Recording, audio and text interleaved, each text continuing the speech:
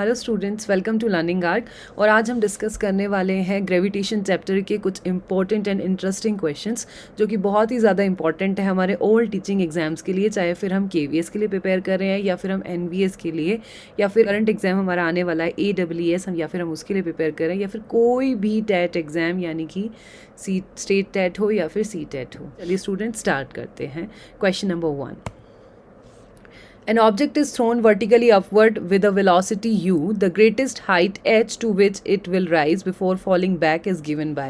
Fine. देखिए इसमें क्या बोला गया है, एक बॉल है और उस बॉल को वर्टिकली अपवर्ड थ्रो किया।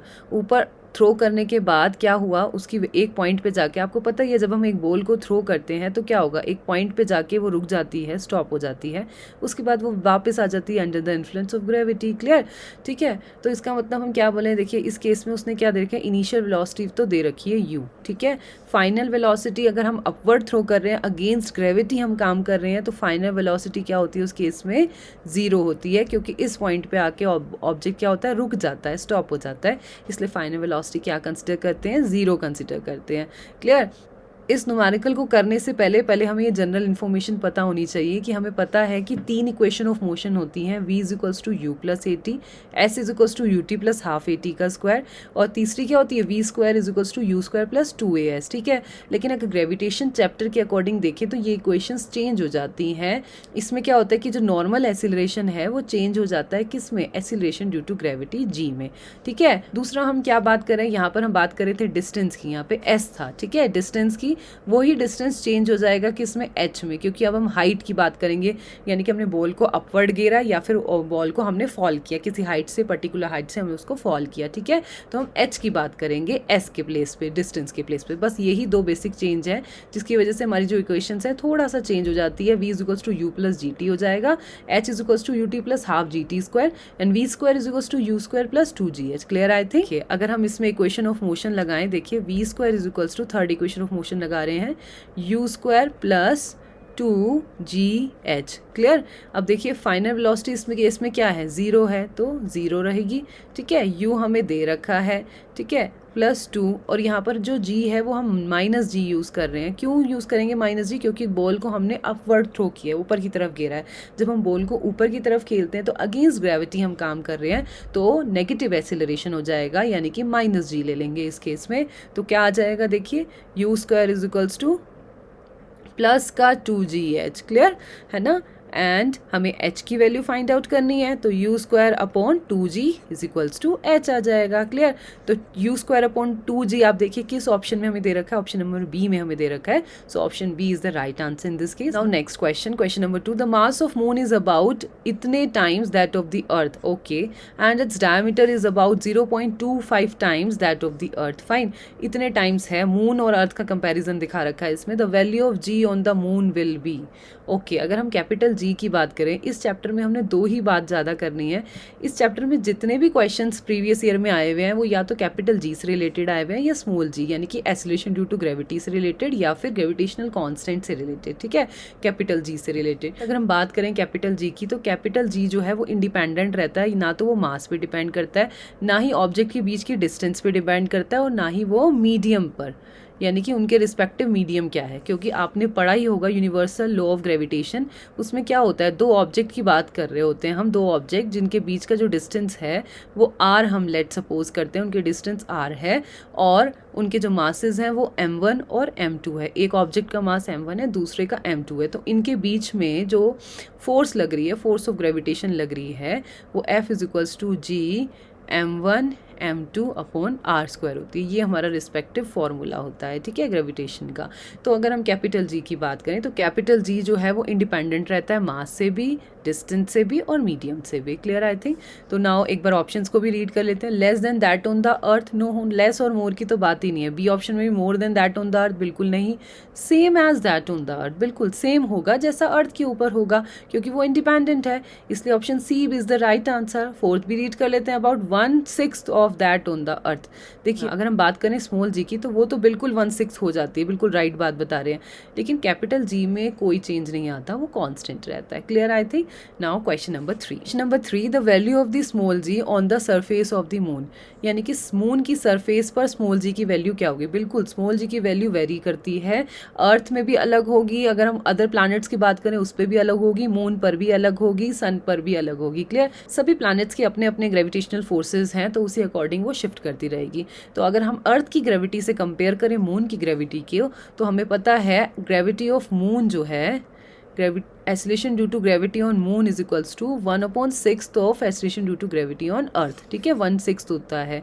क्लियर। तो अब देखिए एक बार ऑप्शंस को रीड कर लेते हैं। Is the same as on the earth, नहीं, बिल्कुल सेम नहीं होता। Is less than that on the earth, बिल्कुल लेसर होती है। 1/6 है ना, देखिए अर्थ की ग्रेविटी के, बिल्कुल तो लेस तो होती ही होती है। इज मोर देन, बिल्कुल ज़्यादा तो नहीं होती। Keep changing day by day, नहीं नहीं ये भी नहीं होता। तो option B is the right answer in this case. Clear I think. Now question number 4, the force of attraction between two unit point masses separated by unit distance is called, यानी कि दो पॉइंट मासेस जिनकी masses क्या है, unity हैं, और उनके बीच का डिस्टेंस भी यूनिटी है। देखिए सबसे पहले हम ग्रेविटेशनल लॉ को पढ़ लेते हैं। यूनिवर्सल ग्रेविटेशनल लॉ हमें क्या बताता है कि दो ऑब्जेक्ट हैं, एक का मास क्या है m1 है और दूसरे का मास क्या है m2 है, और उनके बीच का जो सेपरेशन है दैट इज r। ठीक है। और एक बात हमेशा याद रखिए, ये बहुत बारीक बातें हैं कि जब हम बीच का डिस्टेंस को कंसिडर करते हैं तो हम दोनों ऑब्जेक्ट की रेडियस को भी उसमें इंक्लूड करते हैं। क्लियर। दोनों ऑब्जेक्ट की रेडियस को भी इंक्लूड करते हैं। क्लियर। सेंटर से हम डिस्टेंस को कैलकुलेट करते हैं, ना ही कि सरफेस से। सिर्फ सरफेस से नहीं कैलकुलेट करेंगे, सेंटर से कैलकुलेट करेंगे। क्लियर। तो F is equals to G m1 m2 upon r²। ये फॉर्मूला होता है general, F is equals to G m1 m2 upon r²। Clear. ये जनरल फॉर्मूला है। लेकिन इस क्वेश्चन में उसने क्या बता रखा है कि दोनों जो मासेस हैं वो उनकी वैल्यू क्या है, यूनिटी है, 1 है। तो ये भी 1 हो गई वैल्यू, ये भी 1 हो गई। ठीक है। उनके बीच का सेपरेशन भी क्या है, यूनिट डिस्टेंस से सेपरेटेड है, यानी कि r की वैल्यू भी क्या आ गई, 1 आ गई। क्लियर। तो F is equals to G हो जाएगा उस केस में, यानी कि फोर्स ऑफ अट्रैक्शन किसके इक्वल हो जाएगी, यूनिवर्सल ग्रेविटेशनल कॉन्स्टेंट के इक्वल हो जाएगी। तो एक बार ऑप्शंस को पढ़ लेते हैं। ग्रेविटेशन पोटेंशियल के इक्वल, बिल्कुल भी नहीं। Acceleration due to gravity, no. Gravitational field strength के इक्वल, बिल्कुल नहीं। यूनिवर्सल ग्रेविटेशनल कांस्टेंट के इक्वल, देखिए आपको फॉर्मूला से यहाँ पर निकल के आया, पता ही चल रहा है। तो F is equals to capital G which is universal gravitational constant. Clear I think. Now next question number 5, the atmosphere consisting of large number of gases is held to the earth by, यानी कि atmosphere जो है बहुत सारी gases से मिलके बना है और उसको ऊपर की तरफ होल्ड किसने कर रखा है, ऑब्वियसली हमारी ग्रेविटी ने कर रखा है। ग्रेविटी की वजह से ही पानी का बहाव क्या है, डाउनवर्ड की तरफ है। ठीक है। नदियों में जो पानी फ्लो हो रहा है वो भी फ्लो किसकी वजह से है, ग्रेविटी की वजह से है।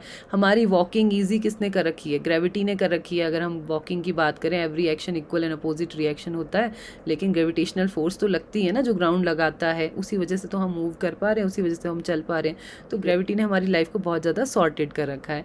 तो किस वजह से है ऊपर एटमॉस्फेयर, ग्रेविटी की वजह से। क्लियर। तो fourth option is the right answer in this case.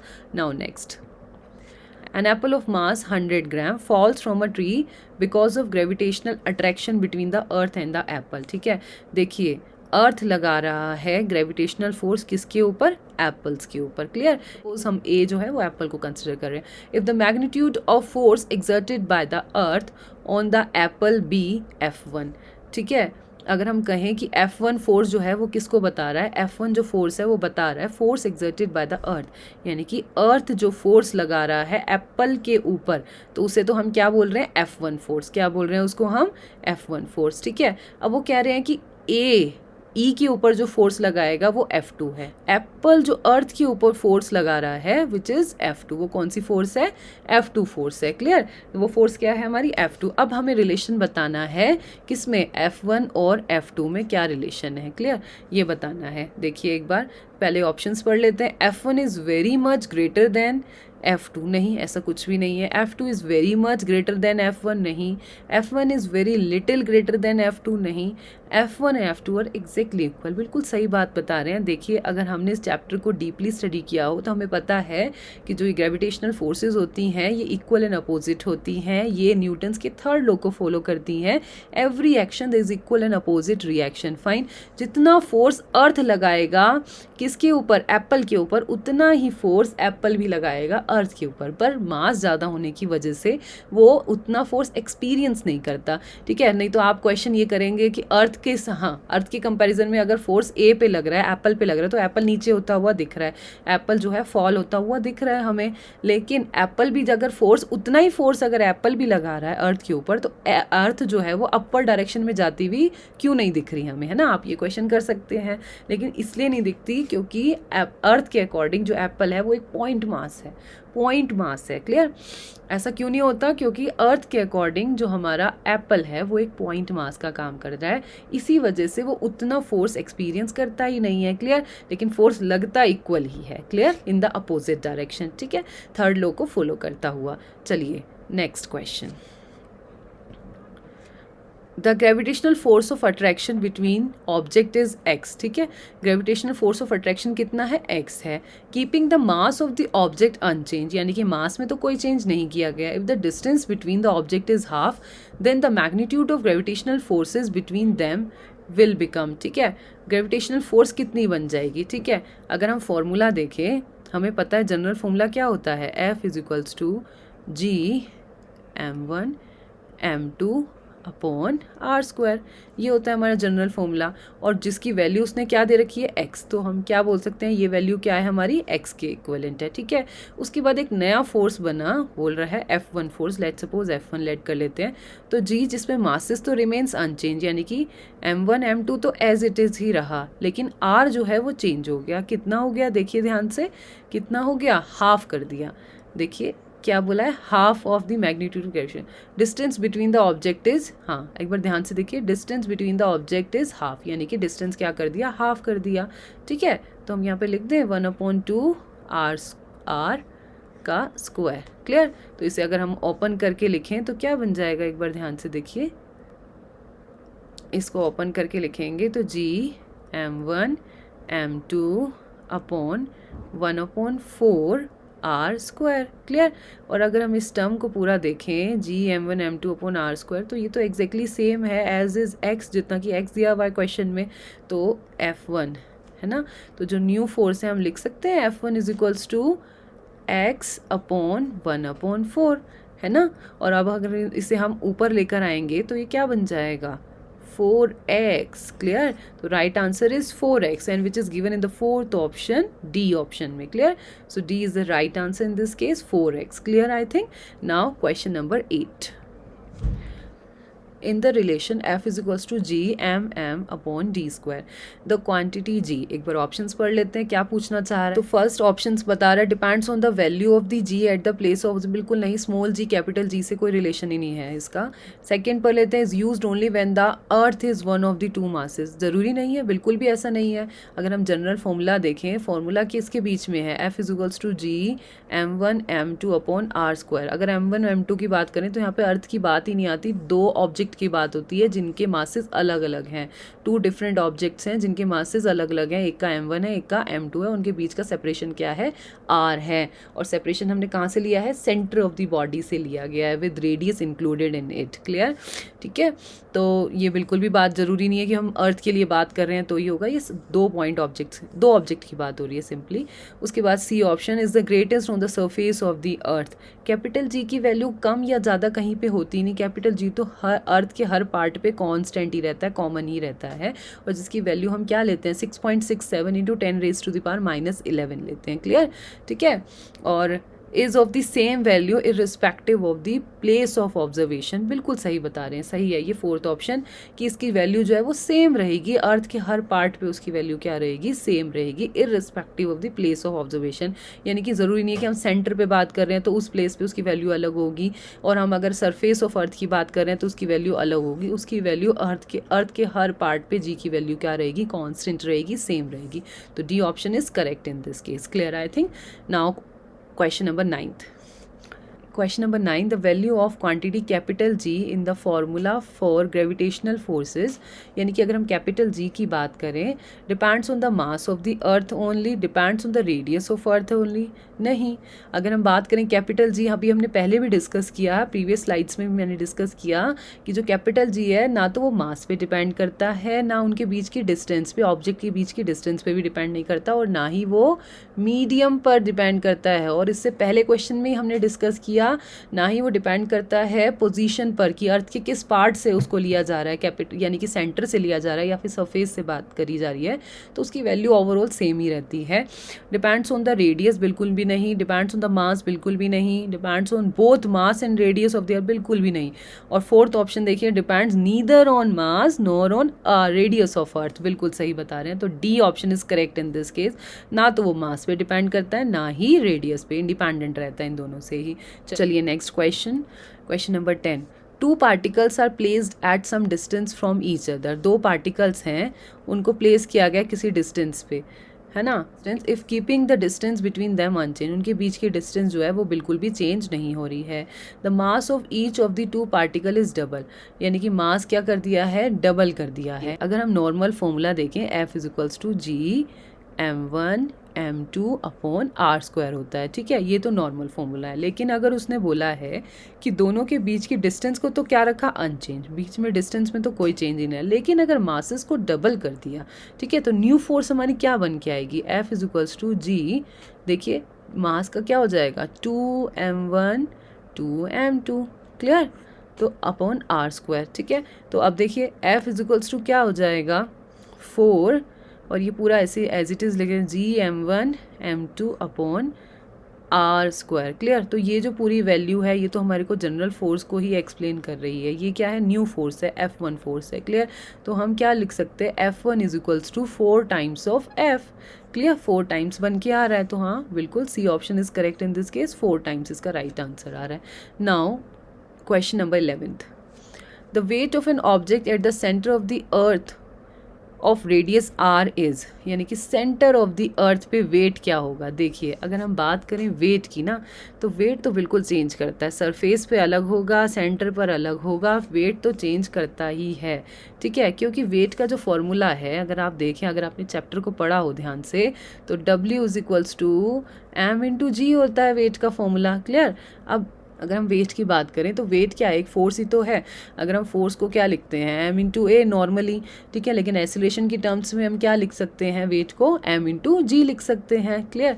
तो m इंटू जो जी है ये क्या किस पे डिपेंड कर रहा है, अगर हम फॉर्मूले को देखें ध्यान से, ये एक्सीलरेशन ड्यू टू ग्रेविटी पे डिपेंड करता है। और ग्रेविटी की हम पहले भी डिस्कस कर चुके हैं और आपने स्टडी भी किया होगा इसको, कि जो ग्रेविटी की वैल्यू है ना, सेंटर पर तो ज़ीरो होती है, ठीक है, और सरफेस पे सबसे मैक्सिमम होती है। जी की वैल्यू मैक्सिमम होगी सरफेस पर, और जैसे ही सरफेस से हम कोर की तरफ, अंदर की तरफ आते जाएंगे, इसकी वैल्यू क्या होती रहेगी, डिक्रीज होती जाएगी, ठीक है। तो वेट क्या होता है, सेंटर पर जीरो होता है, clear. Weight of the object at the centre of the earth of radius r, यानी कि सेंटर पर वेट क्या होगा, जीरो होगा, clear. Option A is right answer in this case. Now question number 12, question number 12, the law of gravitation gives the gravitational forces between, यानी कि universal law of gravitation जो है वो किसके बीच में फोर्सेस की बात करता है। अगर हम इस फिगर को देखें ध्यान से, तो वो दो ऑब्जेक्ट के बीच में बात करता है, दो डिफरेंट ऑब्जेक्ट, जिसमें एक का मास m1 है और एक का मास m2 है, क्लियर। तो एक बार ऑप्शंस पढ़ लेते हैं। The earth and a point mass only, बिल्कुल नहीं, ज़रूरी नहीं है कि वो अर्थ और पॉइंट मास के लिए ही बात करे, वो दो ऑब्जेक्ट के बीच में बात करे, चाहे फिर वो अर्थ हो या मून हो या फिर कोई और ऑब्जेक्ट हो, क्लियर। The earth and the sun only, बिल्कुल भी नहीं ऐसा। और any two bodies having some mass, यानी कि दो बॉडीज जिसका कुछ ना कुछ मास हो, हैविंग सम मास, ठीक है, बिल्कुल सही। तो C option is correct in this case. और fourth option, any two charge bodies, no, बिल्कुल भी नहीं, चार्ज बॉडीज का तो कोई मतलब ही नहीं है यहाँ पर, क्लियर। तो क्वेश्चन नंबर 4, हाँ, now question number 13, according to one of the Kepler's law of planetary motion, Kepler's ने 3 लॉज दिए थे प्लानिटरी मोशन पर, कि उसने एक पहला जो लॉ था वो क्या सजेस्ट करता था। पहला लॉ हमें बताता था कि when an planet revolve around the sun in elliptical path और elliptical orbit, then sun is present at one of the foci, कि सन जो है दो फोकस में से किसी एक फोकस पर प्रेजेंट होगा। ठीक है, देखो अगर आपने मैथ्स में इलिप्टिकल फिगर के बारे में पढ़ा हो या इलिप्टिकल पाथ के बारे में बात की हो तो आपको पता होगा उसमें दो फोकस होते हैं, एक F1 फोकस और एक F2 फोकस होते हैं। ठीक है, तो ये रिवॉल्व करेगा, उसमें सन जो है किसी एक फोकस में प्रेजेंट होगा। ये उसने फर्स्ट उसमें बोला था, अपने फर्स्ट लॉ में बोला था।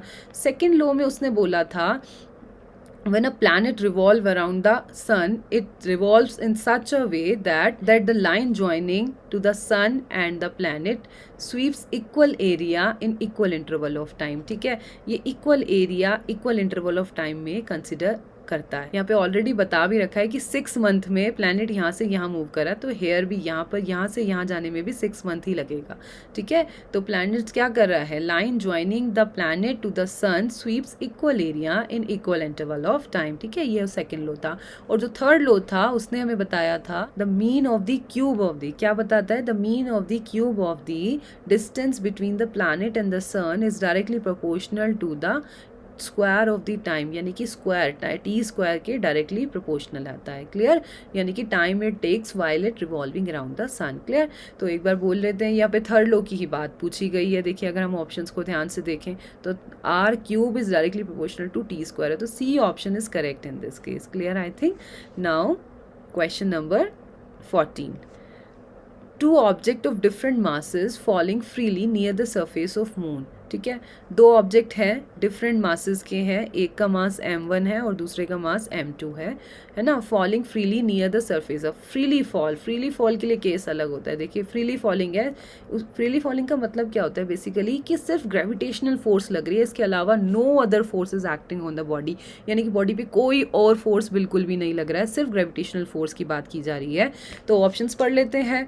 Have same velocity at any instant, बिल्कुल उनकी सेम वेलोसिटी होगी, क्योंकि जो ग्रेविटेशनल जी है यानी कि gravity, acceleration due to gravity है, वो इंडिपेंडेंट रहता है, वो मास पे डिपेंड नहीं करता in case of freely falling body. जब हम फ्रीली फॉलिंग बॉडी की बात करते हैं तो जी इज नॉट डिपेंड ऑन किस पे, मास ऑफ द बॉडी, यानी कि मास पे वो बिल्कुल भी डिपेंड नहीं करता। क्लियर, ठीक है, मास पे डिपेंड करता तो जिसका हैवी मास होता और जिसका लो मास होता, दोनों की वेलोसिटी अलग अलग, दोनों का एक्सीलरेशन अलग अलग, दोनों ग्राउंड को अलग अलग टाइम पर हिट करते। लेकिन ये एक्सपेरिमेंटली प्रूवन है ये बात कि जो मासेस है वो इंडिपेंडेंट है, कि जो जी है, जो स्मॉल जी है यानी कि एक्सीलरेशन ड्यू टू ग्रेविटी है, वो इंडिपेंडेंट है वो मास की, यानी कि भारी पत्थर को फेंको चाहे हल्के पत्थर को फेंको, एक ही टाइम पर ग्राउंड को हिट करेगा। ये हमें किसने बताया था, गैलीलियो ने बताया था, और लेटर ऑन ये एक्सपेरिमेंट बिल्कुल ट्रू हुआ, बिल्कुल सही हो, और इसी को ही हम फॉलो करते हैं। Clear, have same velocity at any instant, बिल्कुल उनकी वेलोसिटी सेम, जब एक्सीलरेशन सेम है, सेम टाइम पे ग्राउंड को हिट कर रहे हैं तो बिल्कुल उनकी वेलोसिटी भी सेम होगी। हैव डिफरेंट एक्सीलरेशन, बिल्कुल नहीं, चाहे मास भारी हो या कम हो, एक्सीलरेशन तो सेम ही रहेगा। Experience force of same magnitude, नहीं, undergo a change in their inertia, inertia की तो यहाँ पर मतलब ही नहीं है। क्लियर, तो option 1 is right answer in this case. Now next last question, the value of acceleration due to gravity of earth, यानी कि स्मॉल जी की बात कर रहे हैं, एक्सीलरेशन ड्यू टू ग्रेविटी, उसकी वैल्यू कैसे चेंज करेगी पोजीशन के according, is the same on equator and poles. देखो इक्वेटर एंड पोल्स के रिगार्डिंग पूछा गया है ऑप्शन में। देखिए अगर हम बात करें एक्सीलरेशन ड्यू टू ग्रेविटी, हम आपको बता रहे थे अभी कि सेंटर पर जो है एक्सीलरेशन ड्यू टू ग्रेविटी 0 होती है, लेकिन अगर हम पोल्स और इक्वेटर की बात करें तो यहाँ कंसेप्ट डिफरेंट है। देखिए अगर हम बात करें यहाँ पर पोल्स की, एक बार हम कलर भी चेंज कर लेते हैं तो आपके लिए ईजी होगा इसको समझना। देखिए ध्यान से, अगर हम बात करें यहाँ पर पोल्स की, है ना, ये हमारा क्या है, नॉर्थ पोल, ये हमारा क्या है, नॉर्थ पोल, और ये हमारा क्या है, साउथ पोल। ठीक है, और ये हमारा क्या है, सेंटर से जो लाइन जा रही है ये क्या है, हमारी इक्वेटर है। ठीक है, तो आप एक बार देखिए, अगर हम सेंटर से इक्वेटर का डिस्टेंस देखें, यानी कि सरफेस पर जाएं, ठीक है, तो ये देखिए ये डिस्टेंस क्या है, ये डिस्टेंस क्या है, ज़्यादा है, ज़्यादा डिस्टेंस है। ठीक है, और ये वाली डिस्टेंस देखिए अगर हम पोल्स वाली, तो ये क्या है, लेसर है। क्यों, क्योंकि अर्थ जो है वो परफेक्टली स्फेयर नहीं है। अर्थ क्या है, परफेक्टली स्फेयर नहीं है, अर्थ जो है फ्लैटन है पोल्स की साइड से, पोल्स की तरफ से अर्थ की जो शेप है वो कैसी है, फ्लैट है। फ्लैट होने की वजह से शेप जो है वो डिस्टॉर्टेड शेप आ रही है। क्लियर, अगर स्फेयर होता तो हर तरफ से क्या होता, रेडियस सेम होता, लेकिन यहाँ पर रेडियस बिल्कुल सेम नहीं है, डिफर है। ठीक है, अब देखो आपको पता है फॉर्मूला क्या है, F = G m1 m2 upon are square. Clear, यही लिखते हैं हम फॉर्मूला, ठीक है। और अगर हम बात करें इसी फॉर्मूला में जब हम अर्थ के केस में बात कर रहे हैं और एक पॉइंट ऑब्जेक्ट यानी कि एक स्टोन के बारे में बात कर रहे हैं, तो ये जो फॉर्मूला है वो कैसे बन जाता है, F is to capital M यानी कि मास ऑफ अर्थ और small m the mass of that object, जिसके कंपैरिजन में ये सब काम हो रहा है, आर स्क्वायर। क्लियर, और हमें फॉर्मूला सेकेंड लॉ से F का भी पता है, F is to M into g हो जाता है। क्लियर, तो F की जगह पे हम क्या लिख सकते हैं, M into G is equals to G M small M upon are square. तो स्मॉल एम से स्मॉल एम कैंसिल, तो जी का जो फॉर्मूला बनता है वो हमारे पास बनता है, क्या बनता है देखिए एक बार ध्यान से, g is equals to capital G capital M upon are square. यानी कि यहाँ से हमारे पास एक रिलेशन निकल के आता है, जो जी है वो इन्वर्सली प्रोपोर्शनल किसके है, आर स्क्वायर के इन्वर्सली प्रोपोर्शनल है, ठीक है। जी इज इन्वर्सली प्रोपोर्शनल किसके है, आर स्क्वायर के, रेडियस के। तो अब एक बार देखिए, अगर मैं बात करूँ पोल्स पर, तो पोल्स पर क्या है, रेडियस कम है ना, पोल्स पर रेडियस क्या है, कम है। हाँ, तो अगर मैं पोल्स पे बात करूं तो पोल्स पर जो रेडियस है वो क्या है, कम है। रेडियस कम है तो जी की वैल्यू क्या होगी, मैक्सिमम होगी। तो पोल्स पर हम कह सकते हैं, यहाँ से हमारे पास क्या कंक्लूड हुआ कि पोल्स पर जी जो है वो मैक्स है, यानी कि मैक्सिमम है। क्लियर, लेकिन अगर मैं इक्वेटर की बात करूं तो क्या है, डिस्टेंस ज़्यादा ट्रैवल करना पड़ा है। देख लीजिए आप इक्वेटर पे ज़्यादा डिस्टेंस ज़्यादा करना पड़ रहा है, तो आर की वैल्यू ज़्यादा होगी तो जी की वैल्यू क्या हो जाएगी, कम हो जाएगी, मिनिमम हो जाएगी। तो हम एक चीज़ बोल सकते हैं यहाँ से, इक्वेटर पर जी की वैल्यू क्या होती है, मिनिमम होती है। क्लियर, तो अब हम ऑप्शंस को पढ़ लेते हैं। Is the same on equator and the poles, बिल्कुल भी नहीं। अगर स्फेयर होता अर्थ का शेप तो बिल्कुल हम कह सकते थे सेम थी, क्योंकि सेम रेडियस रहती है हर तरफ से, ठीक है। Is the least on poles, अगर हम पोल्स की बात करें तो पोल्स पर मैक्सिमम होती है। Is the least on equator, बिल्कुल लीस्ट होती है, इक्वेटर पे सबसे कम होती है क्योंकि ज़्यादा डिस्टेंस ट्रेवल करना पड़ता है। तो C option is correct in this case. Increases from poles to equator, pole से इक्वेटर की तरफ बढ़ती जाती है, बिल्कुल नहीं, इसका उल्टा होता है, जबकि इक्वेटर से पोल की तरफ बढ़ती जाती है, ना कि पोल से इक्वेटर की तरफ, ठीक है। तो C option is correct in this case. Clear, I think so. Thank you students. So here we have completed all the important 15 questions related to the chapter gravitation. So if you have any query related to these questions, please comment me in the comment box, and if you like this video, do like, share and subscribe to my channel. Thank you students.